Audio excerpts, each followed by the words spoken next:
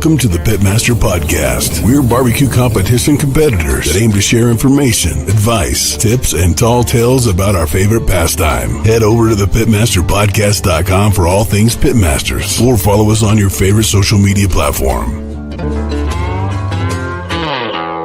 And now, here are the hosts of the Pitmaster Podcast, the two-time grand champion, SCA World Champion finalist, and barbecue specialist of Smoke Ain't No Joke Barbecue, the Anthony Lujan, and the 24-time grand and reserve grand champion, reserve world grand champion, Windover High Roller champion, and the founder of Pitmaster Barbecue Supply Company stores in Utah, the old man himself from Big Johnson's Barbecue, Jesse Johnson. This is Greg Rempe from the Barbecue Central Show, and you are listening to the Pitmasters Podcast, and they are doing it live. We'll do it live. That's right, Bill. I just said that. They're going to do it live. We'll do it live. Yes, live. They're going to do it live. Good evening, Pitmasters. Here we are live. We have Jesse with us this week. He was able to attend it. I guess he had a meeting last week that we had to get to, but it's all good. We made it happen. Derek joined the show, but tonight we have Levi from Colorado Bulldawgs BBQ. Super nice guy, man. Met him last year at the Nor'u Barbecue Championship, and they had good success at that competition. And man, they're we'll have to let him tell about how he finished up the year in the KCBS, and hopefully everybody voted in the KCBS board of directors. I had to get some advice from some good friends about who to vote for, because I don't know anybody anymore. Right? You need to get out there, man. I don't know. Are we having audio issues on my side or your side? Can you hear me okay? Am I laggy? Yeah, I can see you. We'll figure it out. But yeah, do you have any news about any competitions coming up? Your North Utah event, anything like that? We're I've been working with the KCBS to figure out the weekend. So it looks like we're going to be the first weekend in June. That way it doesn't interfere with the stuff in Montana and the competition that's going to be up in Blackfoot again. So we worked it all out with the different teams, and we're flexible. We've got I think it's June 6th and 7th, whatever that first weekend is going to be the competition. And then, dude, again, I'm not going to be able to go up to Blackfoot because I've got our annual siblings camping trip that I've got scheduled every year. So it's like I gotta figure some stuff out, get a few more competitions in. But planning on I'll do Salt Lake again, do the Blaze of 47, and hopefully I'll vent my brisket so it's not so overdone. Right. I'm cooking brisket this weekend down in Bullhead, man. We'll see. Yeah, good luck. Get it done. My teams are dialed, baby. Yeah, I took 5th last year. In brisket? It says up there, but yep. Yeah, so nice. That's a great call in that competition. Yeah. There's a lot of heavy hitters in there, but I've been working with 5XL and Sin Bin Barbecue and Wild West Barbecue, helping them with some of their recipes and cooking techniques. So hopefully get them dialed in they stop stressing out. I'm like, cook it till it's done. Exactly. Well, people have taken advantage of letting me know about their competition, so we're just going to roll down the list. You can see all this on pitmasterspodcast.com. We drop it's just regular pitmasterspodcast.com. So the first event that we have coming up shortly after Bullhead is the Golden State Battle. That's happening Friday, January 24th out there in California. Then we have Memphis and May Championship Barbecue class. So they got a tune-up for that. So they're going to do a whole hog and whole shoulder. That's happening Friday, February 7th. And then we have Q and Brews Bighorn Barbecue Competition. That's going down Saturday, March 29th. That is a KCBS event held in Lake Havasu City, Arizona. That'd be fun. And then we have, and then we have the first West Coast event that I can see on the schedule for SCA. Roll the Dice Las Vegas. It's a double, Saturday, April 26th. You can get that one. Where's that going to be at in Vegas? You know where that's going to be? That one is going to be, it's going to be at the same place. It's going to be at the Bass Pro Shop. So is Christy putting it on? Christy is putting that one on. Nice. Yep. And then we have Mobile's Best Burger Championship, Saturday, May 23rd. That's happening in Alabama. And then Utah people. There's another event before that. Harry Sue is having a spring training up in Idaho, May 3rd.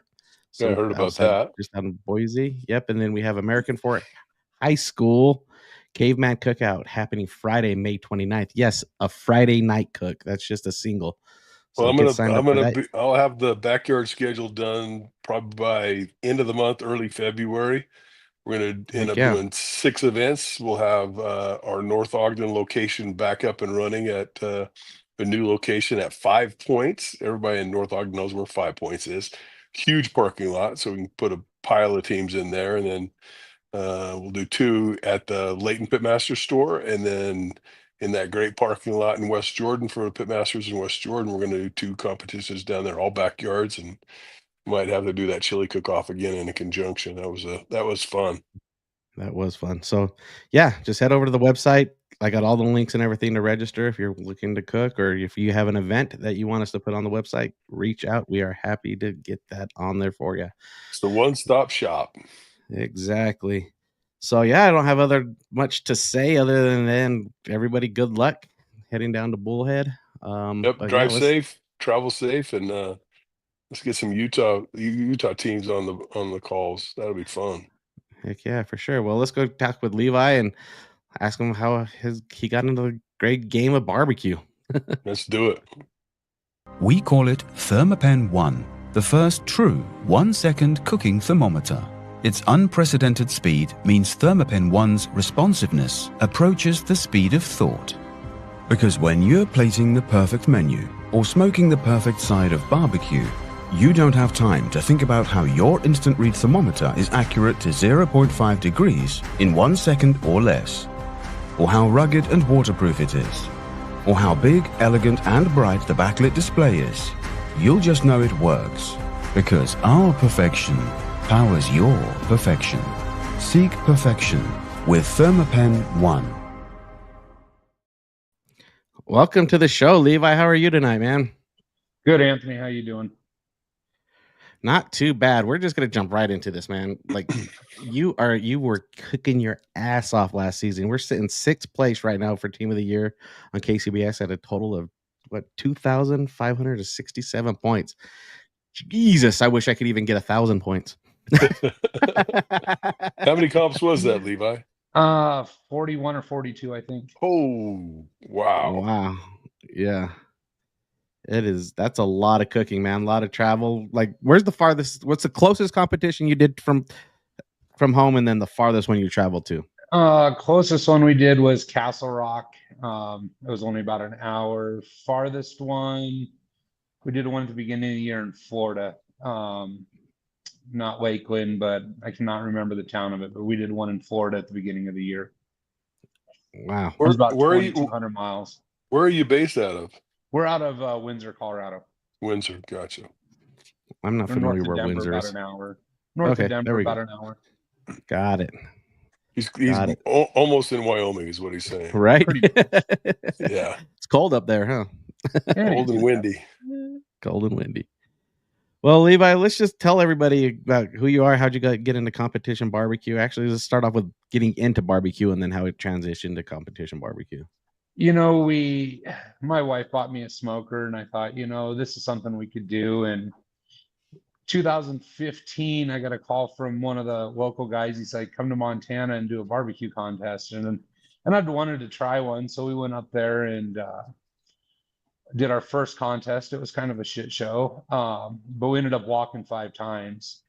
And so we turned around from that, and like 2 weeks later, you kind of get that bug, just go ahead and put the needle in the arm at that point. Mm-hmm. And 2 or 3 weeks later, there was a competition in Leadville, Colorado. And I was like, let's go up there and try this one. And we went up there and walked another 5 times.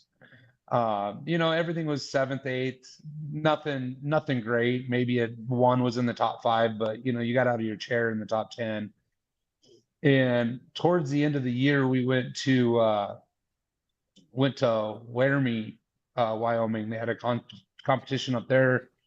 for a few years, and we went up there and we walked another 5 times. So needless to say, we were pretty hooked from then. We just did local stuff through 16 to about 22, 3, 4, 5 a year, nothing more than maybe 4 or 5 hours away. Just kind of fun. In 23, I decided let's go. We actually never decided we were going to run for points. We actually made a trip down to Bullhead, and I think we ended up finishing top 5. And we came home, and the following weekend was another contest in Nebraska in 23, and we finished top 7 there.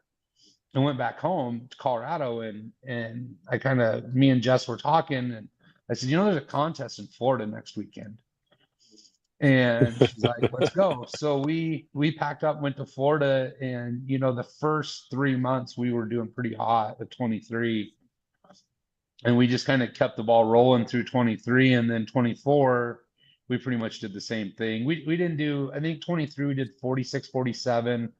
Last year we only did like 40 or 41. I'd have to look for sure. So that kind of just, we ended the season in 24 at the Royal with an 8th overall and 2nd in Brisket, and kind of just haven't done much since then. Well, what is that bit that you're running? It's not a Jambo, but it looks like a Jambo, but it is a Jambo. That is a Jambo. Gotcha. Originally in 23, we just pulled it behind our camper, and it was a J3.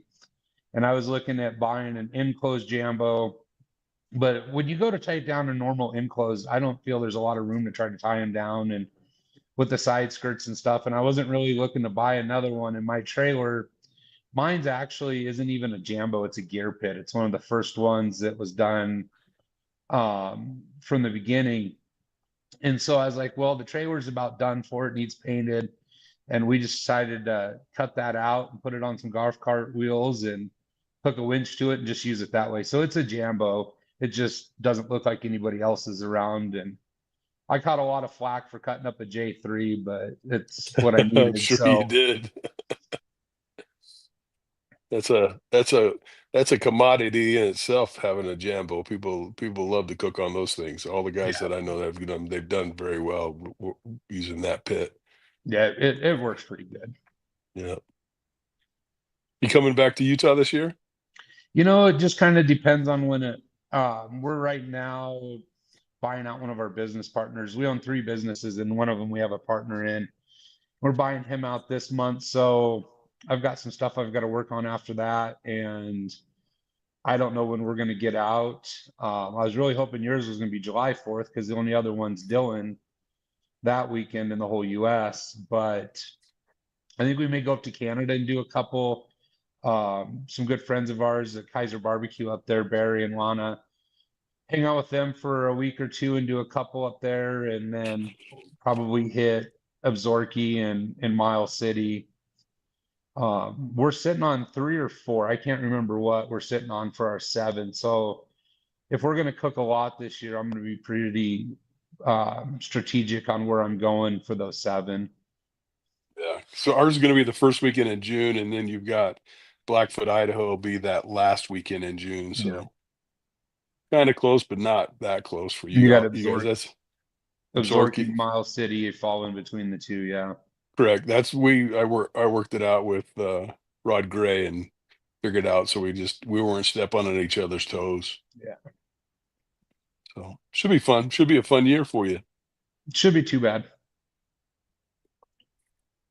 So I was checking out your ribs, because lately in Utah, it's hard to find the ribs I've always used in competition. What are you guys rocking on ribs? Those are some really pretty ribs that you guys are prepping.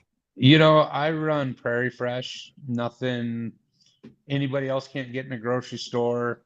90% of my ribs look the way they do because of Kevin from Monarch Barbecue that trims them for me. I can't even try to trim them as good as Kevin does. So he trims our ribs for us. And that's a lot of it. And I'm not picky. That's one thing. When we started chasing the first couple contests, I was sorting ribs, and it's kind of like, okay, well, this is perfect. This is, the bones or whatever. But when you're cooking 40 times a year, I just grab 5 out of the freezer and run them. You know, if they got crooked bones, they got crooked bones. I'm not worried about the appearance point because my slices are a little bit crooked on a rack of ribs versus taste and tenderness. I mean, Yeah, I love seeing them trim them with scissors because I do the same thing. I trim my yeah, chicken and my ribs with scissors. People are like, "What are you doing?" I'm like, "Trust me, you can get really exact with a good pair of kitchen shears." yeah, I can't even remotely get close to the way he does it and the way they look. I just take the What's money, dude. Here you go. Yeah. what is it that you like about his trimming? I know there's a lot of different techniques out there, but what is it that stands out a little bit They're different just than? clean. They're just Yeah. clean. If you Yeah. go on Kevin's Facebook and look at they're perfect. Like, he can take the crookedest bones and however he trims them and everything. I just, you know, it just, they're perfect. I don't have another way to even explain it because I don't even, when he's doing them, I just stay out of the way. Here's a What do case, you? Kevin. Go ahead and trim them. I was gonna say you just drop a case off and he just have at it, huh? Pretty much. Send me the bill. Yeah. Well, Vacuum Kevin seal them, needs to send make. them, put them away. Kevin could almost have a full-time job if everybody just sent him ribs and he'd send them back out. Just Probably. You're So like, you're don't doing say prairie that. For, fresh But for a little while. For a little while. By the time I dropped off the like 12th or 15th case, I think he was ready to cuss me a little bit. oh man, that's a lot. That is a lot. So you're running prairie fresh on your ribs. What do you run on your chicken and your pork and Uh, brisket? Chicken, we're Springer Mountain Farms. I get that shipped in through Cordy Meats out of Illinois. We're sponsored by them. Pork, I run the same Prairie Fresh. I just pick it up locally. And then for Mhm. briskets, we run Snake River Farms. I get them from Jay at Cordy Meats as well. Nice. Yep, I made that Yeah. switch last year at the beginning of the year to Snake River. We were running a little bit of everything. I was running some A9s and then I just wasn't getting the consistency I wanted. So I switched to Snake River Farms and haven't looked back. Hey, So just get the 18 to 22 pounders. You're going to trim them down anyway, and you try to get that flat as big as you possibly can. You know, I don't even trim them. I get them from Jay already pre-trimmed and you know they separate it and doctor up the flat. When I get it, I got to take a little bit of silver skin off and maybe trim the edges just a little bit, and I cook it. Wow. so they're getting Snake River Farms and then pre-trimming them down again and then vacuum sealing against. So, Vacuum or is seal that sends just them off. for you, or is that just for a No, standard everybody. anybody? He sells them that way. Oh wow, Yep, you can that's order them. nice. And I like the way I order them because we get our chicken, especially if it's in the summer. I always throw a brisket or two in with our shipment of chicken, just kind of to have that. Ice packs are good, but a solid frozen brisket lasts a lot longer than ice packs. That's a good do. point. That is a good point. And then, so I'm cooking brisket this weekend. Anybody that's maybe, this is the first KCBS competition. What are some do's and don'ts when you go into a competition with cooking brisket? Don't overthink it. Just, I think a lot of our, whether it's brisket, ribs, chicken, any of them, is everybody's just overthinking the simplicity of it. Hit it with 1 or 2 seasonings, wrap it with something beefy. It doesn't have to be anything magical. Pretty soon, chicken fry will have the brisket wrap out, which we used most of this last year. Some of that, some beef broth, and cook it till it's done. That's the biggest thing Right. is the tenderness. I always get messages from new guys that have questions, and I tell them, I'm like what seasonings, what sauces, this, and this, and I'm like, realistically, a couple normal seasonings, 1 or 2 good sauces, and learn how to cook it to the tenderness the judges want. Right. Yeah. It doesn't matter, on the other end of it, because if it's not right, it's not right. But keep it simple and don't offend anybody. Yeah, tenderness is the key. That's what people don't realize is like Yeah. if you can master your tenderness, everything else will come together just fine. Oh, definitely. Especially with brisket, and Yep. that's the thing is, I just wing it most of the time. I want to say I don't pay too much attention to it till we start getting down to the end. I'm not really all that worried about flavor. Make sure it's salty, has a little bit of beef flavor, but it's tender. Mhm. So for tenderness, are you seeing a huge difference from from Colorado to Florida?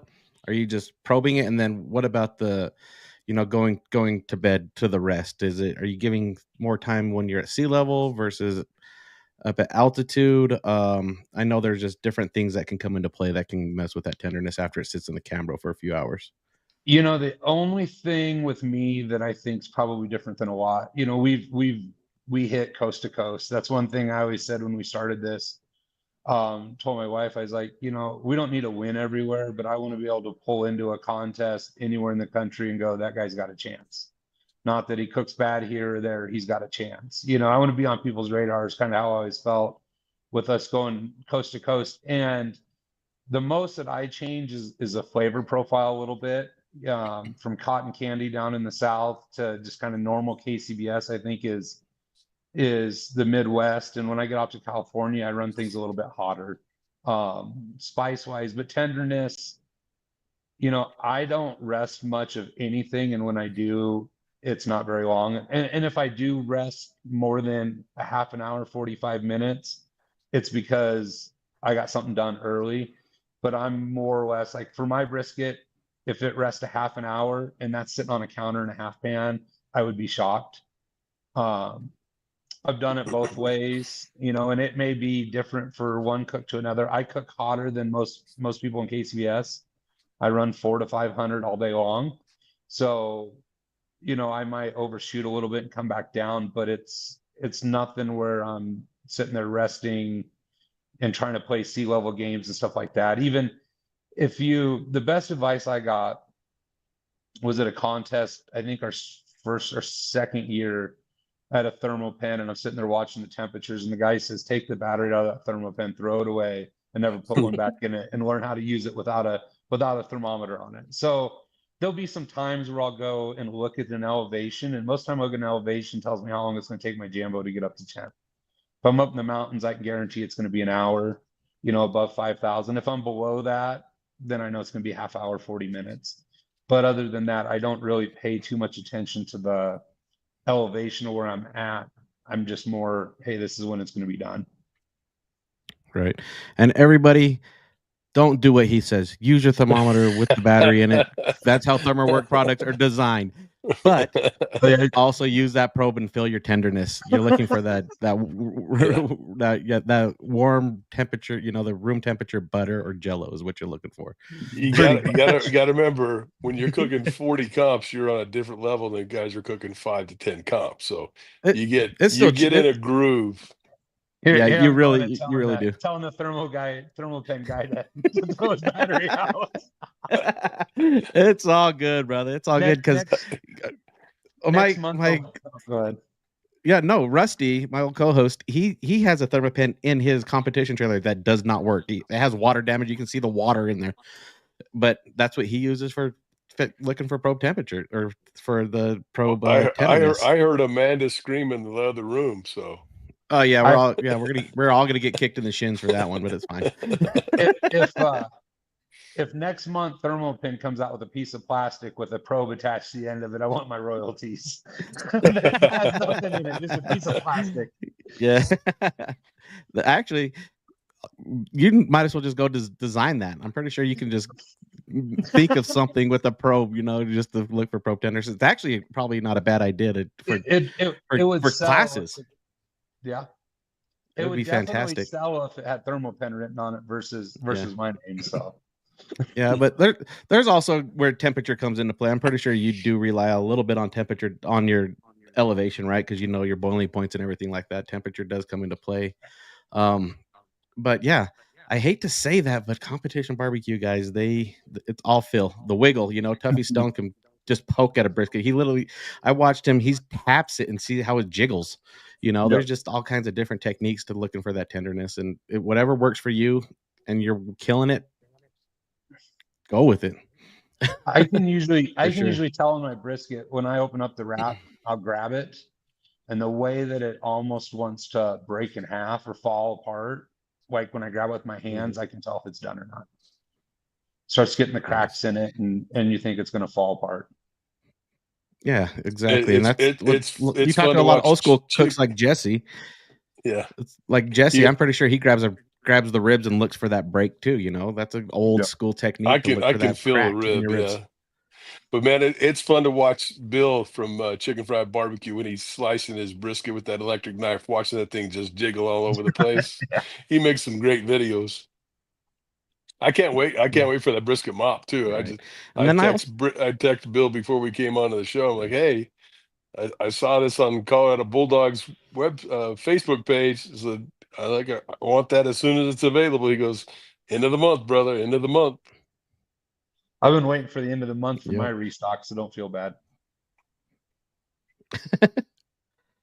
So one thing that I did pick up on that you said that I really, really want to emphasize on is you said that you can go to any competition and you want people to say that guy has a shot, right? I want everybody, even the backyard guys, to go to a competition and tell yourself, I got to give myself a shot. You're not there to cook against everybody else. You know, that's what I did when I went to Bullhead. I was like, there are world champions here. I don't even care that they're here. I'm just going to cook the best brisket cook I can. And the results will show. The way I look at it, when I pull into a contest, it's me versus 6 people at a table I don't know. No. Once you take out everybody else is there, I mean, barbecue is 90% mental. I tell people that and they laugh at me, but especially if you're chasing points, you have such a grind. You just know that you need to pull in a parking lot and do your job and put 6 pieces in front of 6 strangers that you'll never meet or know who tasted your food, and hope for the best. And if you focus on that, not worry about everything else that's going on around you, you'll usually do pretty good. Oh. Exactly. And it's run the same thing that you've done at home. Don't at practice. Don't make any changes because you walked around the competition, you talked to some people, and you kind of can see what they're kind of doing. You know, Jesse calls it shigging, but you're not really shigging. Just don't You're look so and see what they're doing shigging. and then run to your camp and make that change. Yeah, I don't shig anymore. Like when I was a backyarder, I'd go and ask questions and ask if I could see what they're doing, you know, to look for some techniques. But after you get into your own groove, stick with it. Yeah, you are going to get a shitty table. You are going to get some terrible scores, but that's not your fault. It's you just landed on a bad table that day. And if your other stuff hits, you're doing something right. Yeah. And that's the hardest thing to process, especially when you're new into KCBS. You know, you want to go to your first 2-3 competitions and you're like, what did I do wrong? I got great scores here, but this one bombed. You just hit the table of death. It's not that uncommon. And then there's that angel table. Everybody's coming off that table getting 180s, right? It's just random. You cook your best cook and then you leave it up to the judges, and some days it works out for you, some days it doesn't, but you can't kick yourself. I still do it. I really, really try not to, but you're just like, I cooked the best I could and leave it at that. Exactly. Amanda gives me 15 minutes in the car ride. She goes, you have 15 minutes, get it out, and I don't want to hear about it. Well, you can't just sit there and chase flavor profiles. Biggest thing is getting that proper doneness down. You know, if you got a decent flavor profile, get it done right. It'll be that's the hardest part of the job is getting that doneness right. You know, we have a rule. We don't talk about it until after awards. No matter what, we don't ever say, oh, that was like, even when we're on the cutting board, we never say that was good, that was bad. We don't even talk about it. We don't discuss it. We go through our cook, put what we feel is the best in the box, but we don't really like, oh man, that was so great. Or we just put it in the box. And then after, you know, whether we're driving home with a GC trophy or no trophies, you know, Jess will be like, what's your thoughts? And I'm like, I don't know how we even got one call, you know, and sometimes we'll be sitting there going, yeah, I knew that was going to happen. You know, that's kind of what I figured. And you know, towards the end of the year with brisket, I got to the point I could pretty much tell you if we were top 3 or not. And then every now and then I'd be dumbfounded. We'd get first and Jess goes, or second in brisket. She goes, so was that what you thought? And I'm like, no, I didn't think we'd get top 10. You know, it wasn't what you thought. So it's hard to really judge what you turn in versus what you think. And and when you're chasing points, especially, you don't have the bandwidth to worry about the weekend before. Yeah. It's kind of like just wipe off the dry erase board and start a new plan the next week. I just didn't get to a point you don't pay as close attention to it every weekend. And I try to do that even if we're not cooking a lot. It's so many different places, different judges. You'll rarely ever get the same 6 judges to sit down and try that exact meat of yours again. You'll almost never be able to replay that scenario. Yeah, it's never going to happen.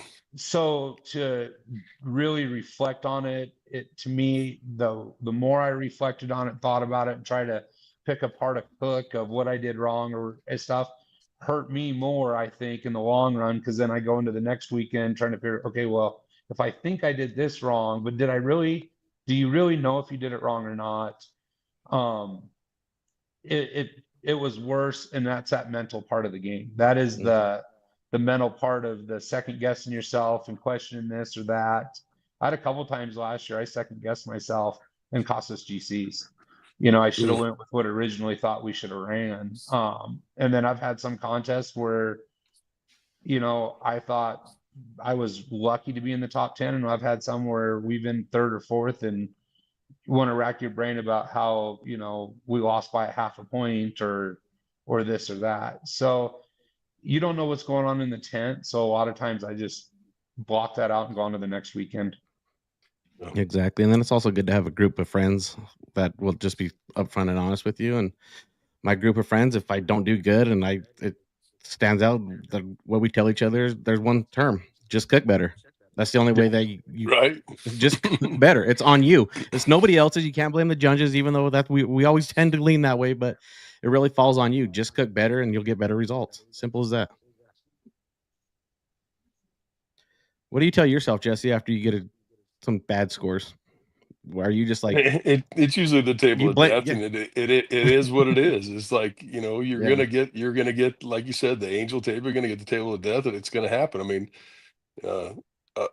when an appearance score costs you a GC on a specific product, yeah, that kind of racks your brains when you try to build pretty boxes and put in the best meat you can, and an appearance score costs you winning a specific meat. Those kind of sting, but it is what it is. You got 6 humans that like you said, you'll never have that same 6 humans on a table that your meat's going to be on ever. It's just not going to happen statistically. So, and then also, go ahead. No, go ahead, Levi. No, you're good, Anthony. No, I was just going to say too, learn how to read your score sheets. Look at the tables. Don't look at the overall. Just look at your table and see where you landed on your table, and they'll let you know.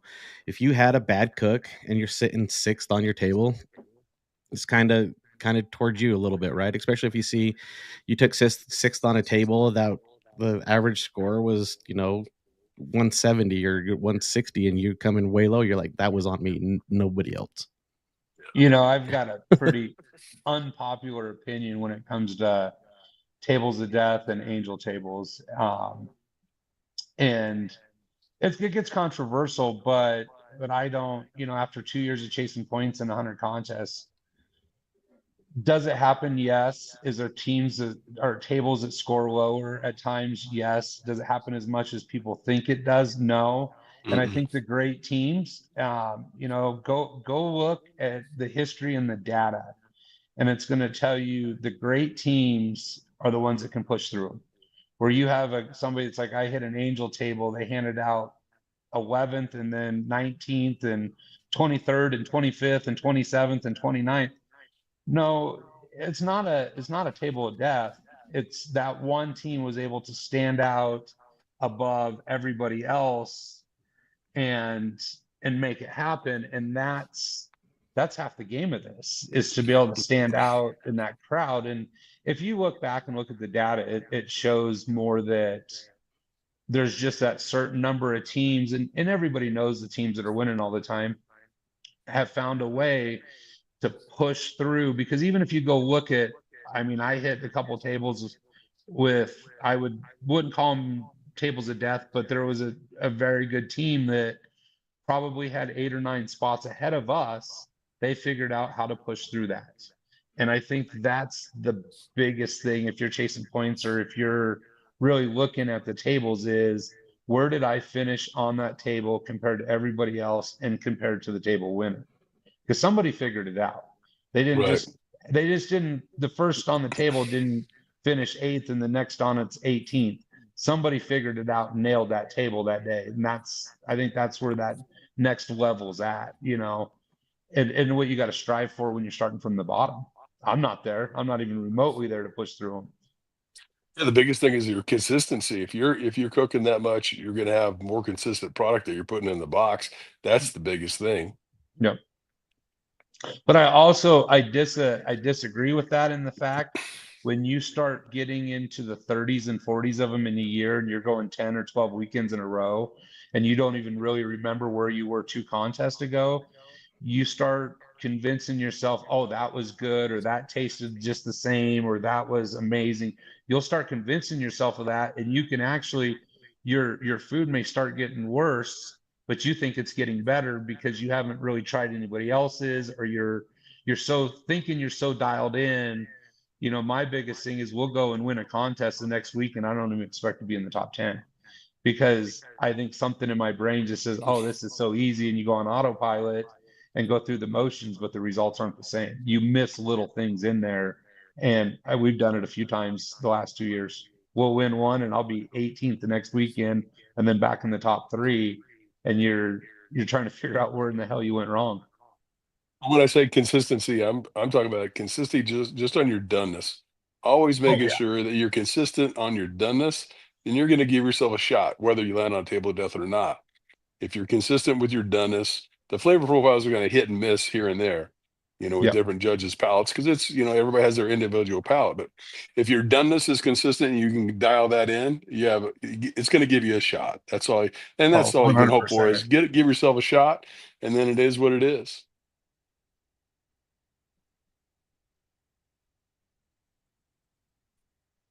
Sorry, guys. I think I'm getting some audio issues on my side, so if I just go quiet, it's my end, not yours. I thought your screen was frozen. You like just froze up on us. Right? Yeah, I've been getting messages all week from Xfinity saying there's been problems in my neighborhood, so we'll just roll with it. But so, do you prefer to lay your box down in the first spot or the 6th spot, or you just don't care wherever you show up? That you just lay it down. You know, I at one point tried to control that, and I don't want to played the box seating game. And every time we tried it, it never worked out for us. Yeah. So as soon as it is ready to go, we go. And I tell you, I've got to get back and start processing so much more stuff. I run the boxes, so I just drop it and go. You know, and unless it's really cold out. If it's 90 to 100 degrees out and we're standing in an asphalt parking lot like in Salt Lake, I'm not standing there with it in a box warmer. It's warmer outside than it is in that box warmer. Set it down and walk. Sometimes I don't want to know, like, especially if we go to big comps and stuff. I don't want to know. I just set it down and walk away and don't even look at the people walking up. I just head down, pay attention to where I'm walking, get back to trailer and start the next one. Right. And I've said this multiple times. The best tip I ever got from Tuffy Stone was try your barbecue cold, because they're going to get cold barbecue by the time they come back around to you anyways. After they present 6 boxes and then they go through and taste it, it's all going to be cold anyways. Yep. Yeah, Jesse, what do you think? I've never played that game either. I'm just like, I get the box done, run to the table, go back and keep processing, make the next box. You know what I mean? I've never ever worried about that. So very true. But Jesse, you push it too far as well, though. You're usually the last turn in anyways. Well, there's that. My food's hot. It's not by choice. It's just sometimes I get behind and been there. Yeah. Hey, I had 5 seconds left for brisket in Salt Lake. Right. And there's still somebody behind you that did not turn in. Didn't make it. Yeah. Yeah, didn't make it. We don't want to throw him under the bus, but there was somebody that did not make it. Party hardy Marty. Geez, you said it. Well, hopefully he has a good competition this weekend. You know, there's going to be It should be a whole lot of fun for all the guys going down. I wish we could make it down, but scheduling doesn't work out for me this year. Right? Have you ever missed a turn in before, Levi? I have not. I was within 2 seconds one contest, but actual miss a turn in, I haven't. I feel like KCBS needs to play around with that rule just slightly. If you're in visual, I like the SCA rule. Yeah, you can. I agree. If you're in visual, you should be able to turn in 100%. Yeah. That's like, but the flip side of that is like saying if you just have an inch between the ball and the goal line, that it should count as a touchdown. You know, you're wanting to take that extra inch. It's a time for. I mean, this isn't an easy sport. I mean, trophies most weekends now. You know, let's. I agree. You know what? You convinced me. If in KCBS, if you're an inch short, you're an inch short. You know, if you're a 179.5600, why don't we just 180 it and give you a pin so you feel good about the weekend? That's where we're going with that. I think you convinced me, Levi. Keep KCB as it is. I see how easy the coin can turn on me real quick, Jesse. If you give me a good explanation, I might agree with you. Yeah. Next thing, you're just going to get a trophy for just showing up in the parking lot. I mean, right? Well, you kind of do nowadays. Everybody gets a bottle of rub. Here you go. Here. One of our sponsors gave you an award already. Here you go. Here's your little bag. $300 bottle of rub in a plastic bag with some bank pens and a sticky note from the local insurance agency. Yeah, and a koozie. You're on house money at that time. House money. Oh man, that's funny. Have you ever had any hiccups along the way? You know, one of the biggest things that I've seen go with people who travel a lot is cruising down the highway and then boom, a tire goes out and then you have to readjust. Or have you ever had to miss a contest because of mechanical failure on the highway running 40 competitions a year? We've never missed one. We've came pretty close, and we've had to.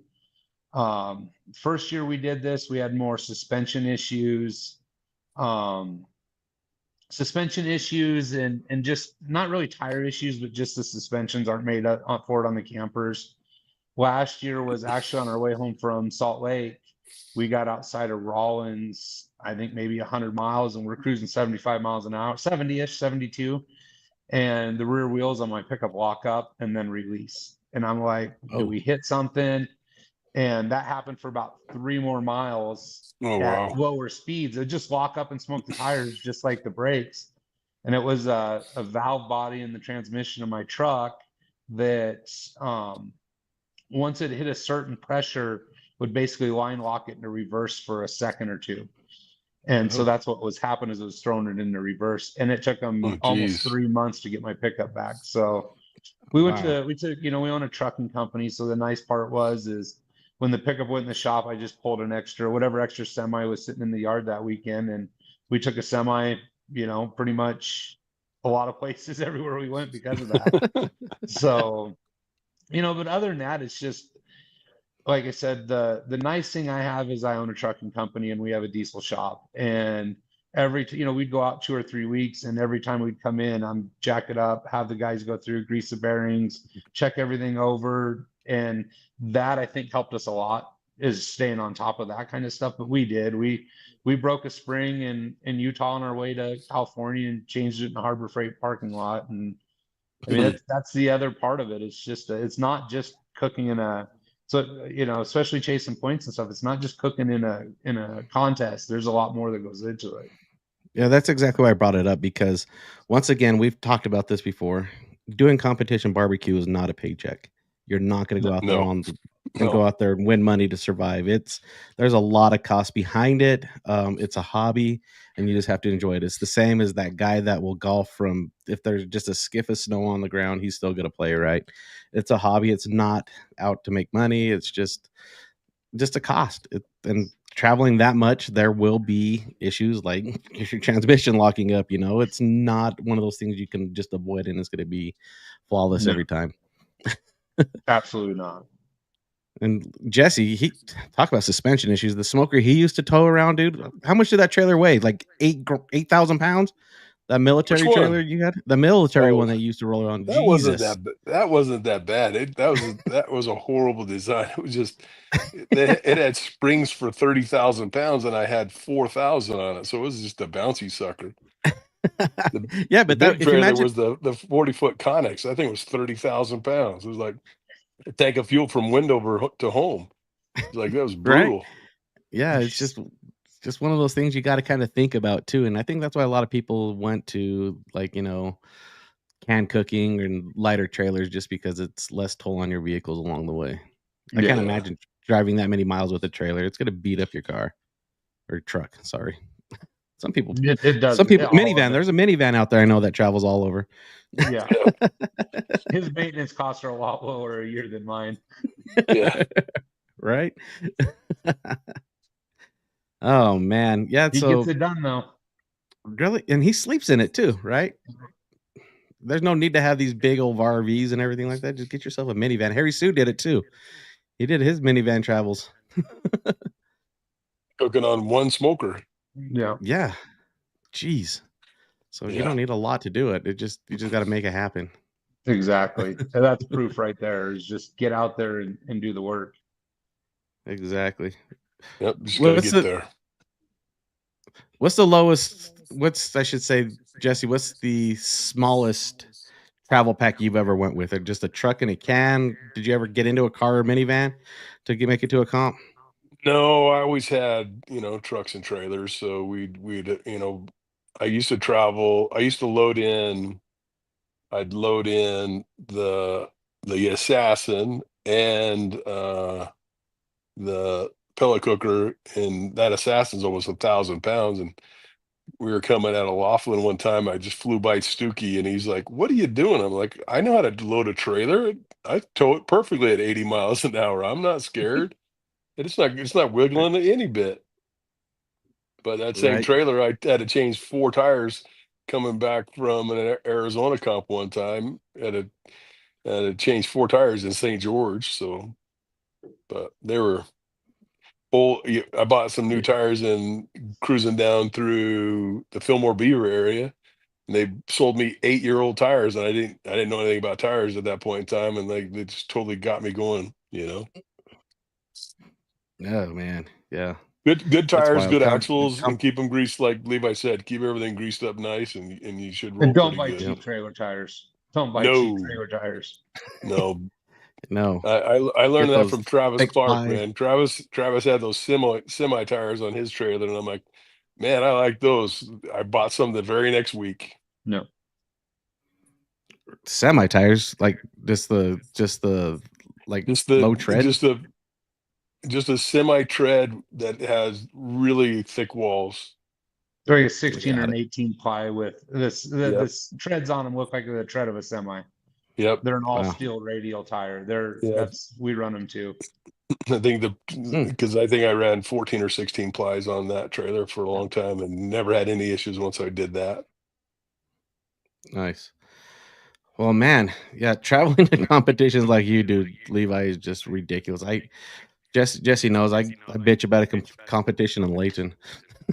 Oh, that is the quintessential Utah bitch. Is like they're like, "Oh, why don't you have some competitions down at Utah County?" I'm like, "That's an hour away, and you're bitching about coming up to a competition in Riverdale." Like, you guys don't even have a clue how lucky you are to have competitions this close. Yeah. Right? Yeah. Jeez, it's just my boozy lifestyle, I guess. Yeah, you are bougie. Yes, it's fine. It's fine. I'll fly if I can. Levi, I'll fly to a competition if you have a can for me to cook on with you. So what are Like, you that's driving just- down this weekend?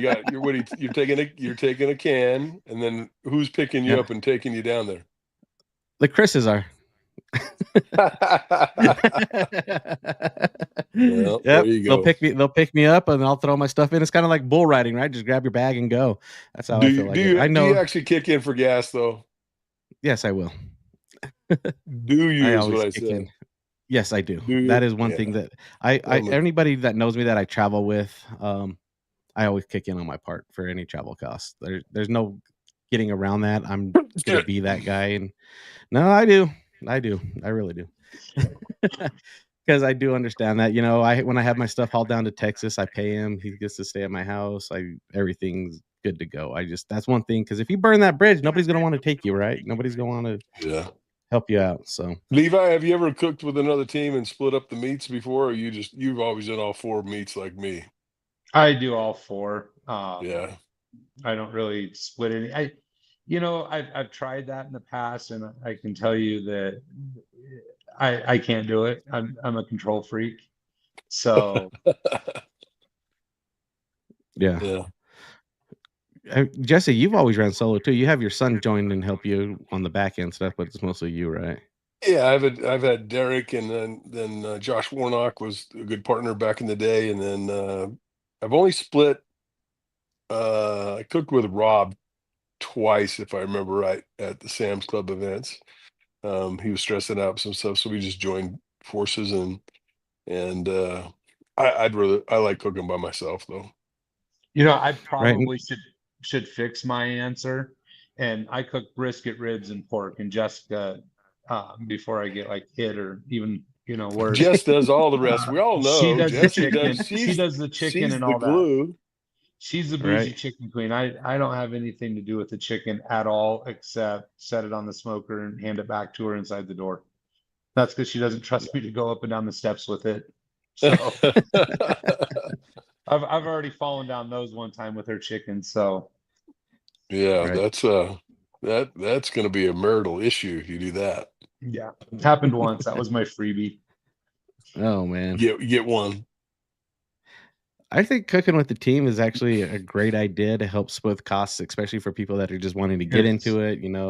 But there is a point where I think it's just like you're like, I want to try to do this on my own, and then you like it or you prefer a team. I think there's not really a dividing line too much. There's not one way to do this. You can do it any which way. Exactly. It's just when you're doing all 4 meats, you just have to have all your timing down. No. When you're focusing on 1 or 2, it's pretty easy to get your timelines down. But juggling 4 meats, there's a lot of skill to that. There's a team here in Colorado. Manday Hooligans. They have 4 of them, and they each cook an individual meat. And it seems to work pretty good for them. So I think it's all possible. It's just what can you tolerate and handle or do, or what do you like? Yeah, I think it's also key to have somebody that's willing to help you as well. To look, cleaning up in between each turn is huge. If you just have somebody on your team that helps you with that, or just even somebody who's looking to get into barbecue, invite them out. Just say, hey, your job is just to clean up as they learn is key. So I think solo 100% by yourself is probably the most hardest thing about barbecue, is traveling and cleaning up and cooking and turning everything in. It's brutal. If you don't have anybody to help you, it's tough. You make a lot less mess when you got to clean it up yourself. Yep, you do. True. That's true. and I can tell you, you learn really what you need to take with you and what you need to unload out of the trailer. And I had a guy this year, he's like, you don't run flags? And I'm like, just one more thing to put away. Like, one more thing that, because usually we're packing up and heading out, trying to get home or to the next one, or, one week we're in Florida and the next week we're in California. It's like, I don't want to take and put up the same flagpole 40 times a year, and the same, I just try to cut every little step I can when it comes to that. Make your list, check it twice, and just start eliminating things. And it's just less things you have to take, less things you have to worry about. Yeah. And like I tell this to new cooks all the time, just go in your driveway, stand there with nothing there, and then grab stuff as you need it for that cook. And then there's your checklist as you do a practice cook. And anything else is useless. And disposable stuff. If you can't throw it away, don't take it. Most of the time, try to find everything disposable. Well, heck yeah, we covered a little bit. I want to talk a little bit about we talked a lot about brisket, but one of the other hardest meats in competition barbecue is chicken. What are some tips about chicken? Because I cannot cook chicken to save my ass in the last 2 years. Find you somebody that can cook chicken and get them on the team. Cook it till it's done. Yeah, it's a tough meat. It's really is. tough because a lot of people stress so much about the skin and scraping and and getting flavor under the skin and everything like that. But is it actually more simple than that? Are people putting too much work into it? Too much work. Way too Yeah. much work. Yep. Go buy any of your regular grocery stores and grab 16, 18 wing flats and cook them, put them in a box, or legs. You can shape the legs a little bit, but I know a lot of guys that literally don't do anything to them but inject them and season them, and they walk a lot. So I don't think it needs to be that complicated. And I've So won what I'm for turning in chicken from 158 degrees to 202. There's 100 ways to skin a cat with chicken. They think you're better off at the 202 mark, but man, I thought I was going to get DQ'd at a competition because I couldn't get the chicken done. It was running, and I'm like, all right, I got 5 minutes to build a box. Let's build a box, and it temped out at 158, 159. Thank God they climbed a little bit. I thought I was going to get DQ'd, and I ended up winning chicken with 158. Wow, that's wild. So what I'm getting out of this podcast, Levi, is I shouldn't say you think, you're telling everybody competition barbecue is actually pretty easy. We just got to quit overthinking it and just practice and do everything the same every single time. It's not easy, but you can make it very, very hard on yourself. If you just go and have fun with it and stick to basics, you'll do just fine. And then classes. Take classes. You save money that way. You cut a lot of corners with classes. Are you a class guy? Do you take classes, or have you more or less just learned everything on your own? I've taken one class, and it was a good class, and I learned a lot, but I also was not where I needed to be to actually take that class in a basic knowledge standpoint. I'd only cooked 3 contests, and I went to class, and I think that got things more complicated than what they needed to be. Since then, I taught one class. We did a one and done class, and I haven't really taken any. I'll get on and watch. I should say I'll get on and watch Barbecue League, and just sometimes when you're struggling with something, you get on and check out Barbecue League and just kind of watch that and just say, okay, there's their basics. Like, get back to that. Or you start questioning yourself, and you go back and you watch some videos and stuff like that. But actually sit in classes, I have not.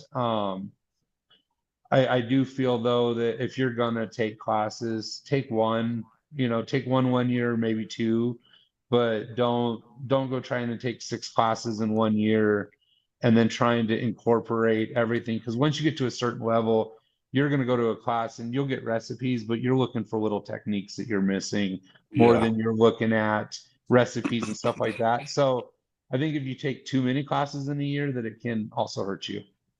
Yeah. And really, too much information. It's information overload, and everybody does their stuff their own way. Yeah. But if you can pick up 1 or 2 tricks in a class, great. But don't incorporate everything. The one class I signed up for was Jordan's from Janky Legs, and we weren't able to go with some stuff we had going on. But that's the one I did want to hit this year, and that would have been my first class for about 5 years. Mm.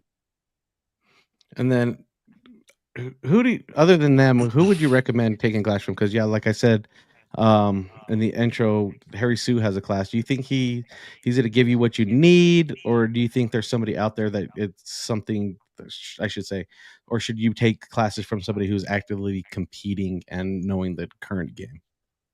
I mean, it depends on what you're trying to learn. First off, when it comes to picking a class, if I'm giving advice, I would figure out what you're going to cook on, and I would find somebody that teaches that class. If you're going to be a can guy, go to Tim or Brad or Schaefer or Drew Davis and all those guys that cook on cans. Go take their can class. Because if you're looking for flavor profiles and you're on an offset versus a can, the flavors aren't even going to be the same to start. Yeah, completely different. So see that, and then see your region. You know, if I normally cook in say, you know, the Pacific Northwest, I'm probably not the smartest to take a guy class that just cooks in Florida and Georgia. You know, like the flavor profiles do matter, I believe, from coast to coast. So find somebody in that area or somebody that has success in your area is a good second on the classes, and then kind of know what you want to take away. You know, are you going for recipes? Are you going for techniques, or, you know, timeline, stuff like that? Kind of have an idea of what you're trying to learn when you go into that class. Yeah. I like that tip. That's very, very good. Well, Levi, we've hit that hour mark. We don't want to keep you too much longer. Do you want to give a shout out to any sponsors and let people know where to find you if they want to have any follow-up questions with you? Follow us on TikTok, Instagram, Facebook. You know, for sponsors, Jealous Devil, Springer Mountain Farms. I got a kind of Cart Crew Barbecue, Man Meat Barbecue, Smoking Magic, and then Kaiser Barbecue. You know, pretty much sums up that list. Sounds good. Well, thank you so much for joining us this evening. We really appreciate it. I think there are some definite nuggets in here for people that are learning to get into barbecue, or, Absolutely. just to kind of learn the ropes a little bit. And we're just glad that you're able to share some of those experiences with us. That's awesome. Anytime. Appreciate me having you on. Yeah, Tell Jess we said hi. Will do. All right. Thanks, guys. We'll catch you next week. Thank you.